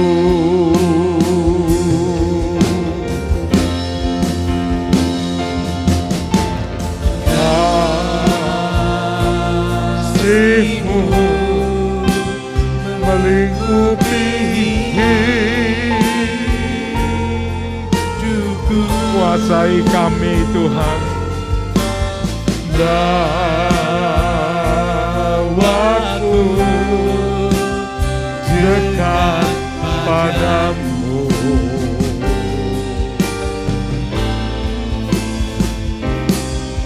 Ku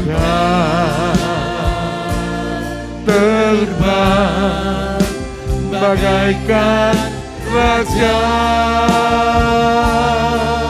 wali, rohku mengangkatmu terbang lebih tinggi oleh kuasa kasih-Mu. Sekali lagi, oh, kasih-Mu melingkupi hidupku.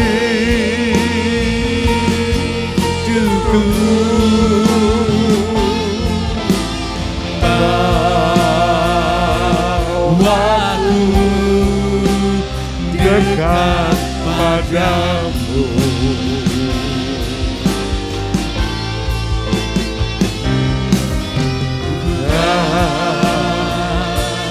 Terbang bagaikan raja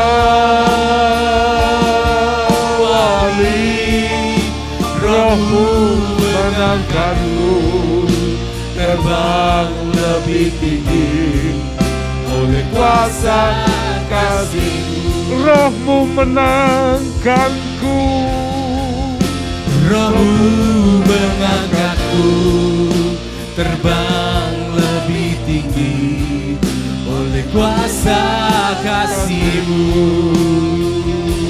Rohmu menangkanku, Rohmu mengangkatku terbang lebih tinggi oleh kuasa kasih-Mu. Rohmu menangkanku Terbang lebih tinggi oleh kuasa kasih-Mu.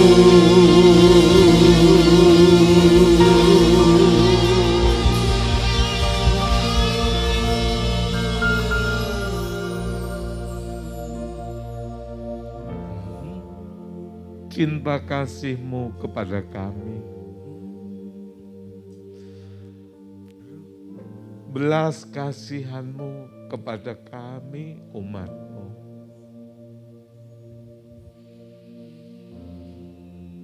Kami bersyukur Tuhan untuk apa segala yang Kau perbuat.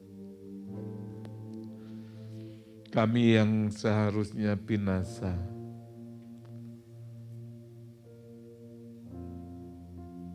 oleh karena pengorbanan-Mu, Engkau selamatkan kami.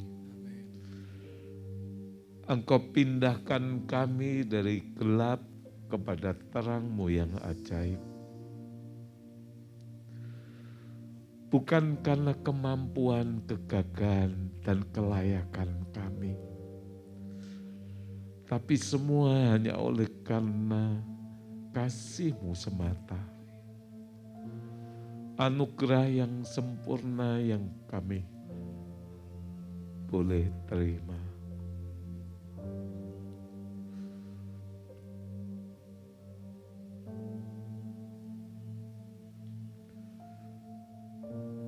Sehingga setiap apa yang Kau kerjakan, yang memberi kami kehidupan, sehingga sampai hari ini semuanya hanya oleh karena anugerah-Mu semata. Terima kasih Tuhan, terima kasih Roh Kudus. Kami sungguh bersyukur dan kami bangga memiliki Allah seperti Engkau.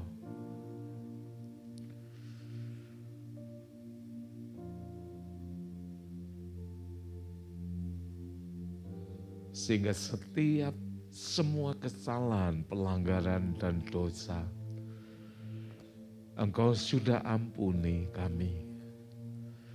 Kami benar oleh karena Engkau yang membenarkan, semua oleh karena kebenaran-Mu. Sekali lagi terima kasih Tuhan. Kami juga membawa di dalam doa bagi setiap pasangan suami istri yang merayakan ulang tahun pernikahan di bulan Februari tahun 2023 ini. Biarlah keharmonisan Kau tambah-tambahkan, sukacita yang mewarnai dari setiap saat masa musim kehidupan yang sedang dilewati. Biarlah mereka semakin boleh menikmati anggur yang terbaik, anggur yang paling manis. Dan setiap hari mereka boleh berpesta karena kasih setia-Mu yang Kau nyatakan.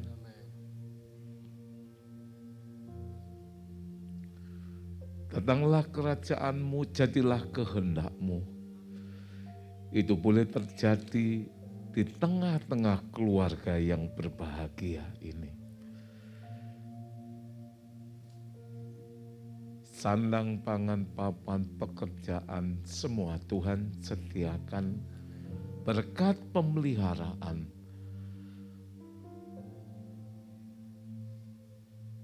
Dan biarlah damai sejahtera yang melebihi dari segala akal dan pikiran boleh mereka rasakan seperti hari lepas hari yang berganti. Biarlah mereka juga boleh menjadi kesaksian kehidupan yang mempermuliakan nama Tuhan. Dan Engkau melihat tangan-tangan yang terangkat ke atas penuh dengan luapan syukur kepadamu. Bahkan apa yang tidak pernah mereka pikirkan, mereka lihat dengan mata atau mereka dengar dengan telinga, maupun yang belum ada di dalam hati mereka. Engkau menyediakannya. Limpah seturut kemurahan berkat surgawi yang menyelamatkan. Kebenaran firman-Mu yang tertanam di tanah hati kami yang terbaik, yang paling subur dan paling gembur. Kami mau menghidupinya, kami mau meresponinya dengan sikap hati yang benar.